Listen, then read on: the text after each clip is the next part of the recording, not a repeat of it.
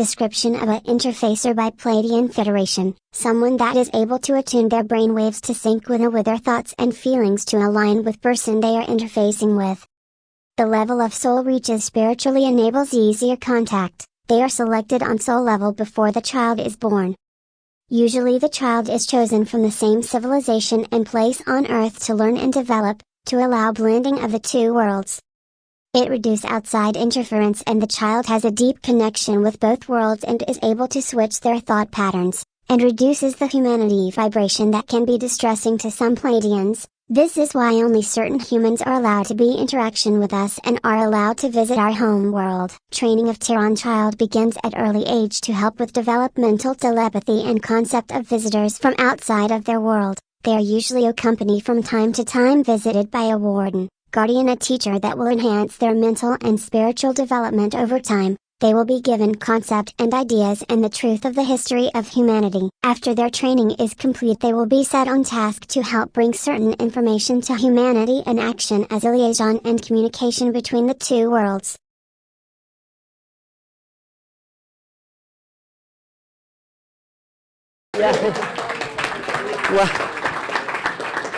Welcome to the Flying Star Cafe. This is I guess that's Dolores Kahn said it's appropriate for this discussion because we're going off to the Flying Stars today. This is really an all-star cast of UFO researchers that have not been assembled hardly anywhere. I'm Alan Steinfeld for New Realities, and I'm very happy to be here because the film, The Hidden Hand, that James Carman did was sort of an introduction to UFO research and technologies and ETs. And here we're going to go a lot deeper with some of these, with the people here who put their lives into this investigation. So let me just introduce to you who's here with us today. We have Clifford Stone. Yes. His work and his own contact with ETs is very important to understanding this next level of reality that people are about to embrace. We have the idea of ETs, the meeting these beings that don't really think anything like us is what I get. Their consciousness is different. To stand in their presence is to distort our awareness. That's, I think, my experience. So I want to get to understanding the mind of these beings, how we interface with them. Okay, what I'm going to be telling you now, it's going to be hard to swallow. But when I was very young, I had, as you saw in the movie, I had these visits by what I thought was kids. The day I killed a little bird by accident, I was trying to save its life. I was only about 6, 7. I saw one of these little children as to what they really looked like. They wanted to know, or he wanted to know, why was I feeling like what I was feeling? In short, I didn't know it at the time, but one of those little children, which ultimately wound up being this particular entity, chooses people for life. In this case, he chose me.